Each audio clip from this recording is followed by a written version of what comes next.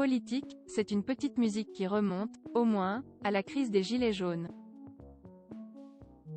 Pour certains manifestants ou opposants au pouvoir en place, la France devient une dictature sous la présidence d'Emmanuel Macron. Une critique qui redouble depuis les récentes mobilisations anti-pass sanitaire et l'annonce de l'extension de ce sésame aux activités du quotidien par le chef de l'État, le 12 juillet dernier. Plusieurs milliers de personnes se rassemblent, chaque samedi, pour la liberté, et contre la dictature sanitaire, des mots d'ordre que l'on retrouve également sur les pancartes ou dans la bouche des intervenants qui s'expriment dans les micros.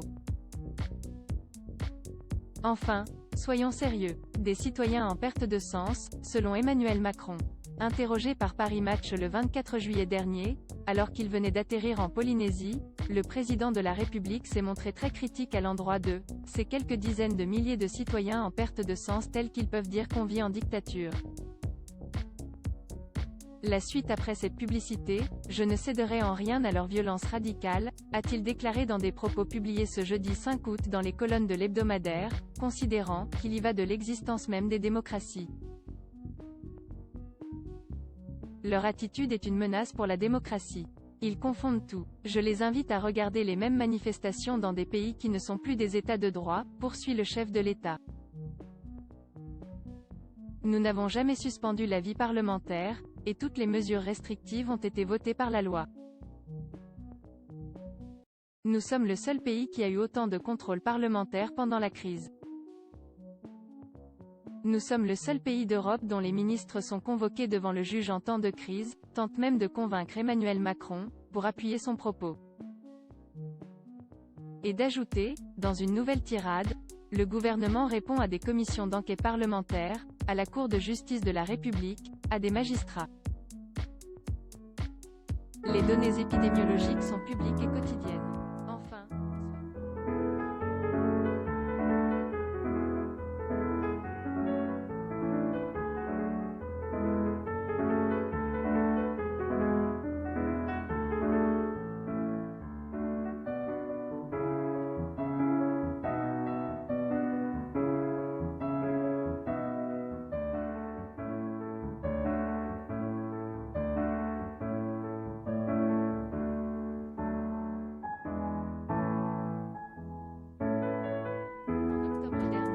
l'analyste politique pointait les derniers événements, comme le révélateur d'une crise démocratique majeure, le fruit d'un dysfonctionnement d'une rare intensité des institutions, au premier rang desquelles, le Parlement. Elles avaient été prévues pour organiser le partage du pouvoir, faire contrepoids aux excès de la 4e République, mais organisent maintenant la captation inédite du pouvoir par le seul président de la République suivi par une majorité caporalisée, écrivait-elle, entre autres inquiétudes autour de l'état d'apathie démocratique dans lequel se trouve le pays.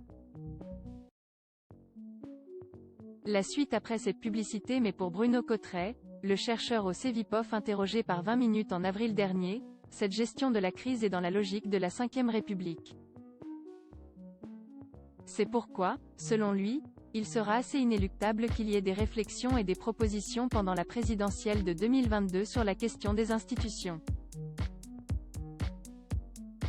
À voir également sur le HuffPost, Macron sur TikTok, ultime étape d'un gouvernement d'influenceurs. Lire aussi, un gilet jaune interpellé pour avoir remplacé le portrait de Macron par un QR code. Les Françaises hostiles aux différences entre élèves vaccinés et non vaccinés à l'école, sondage exclusif.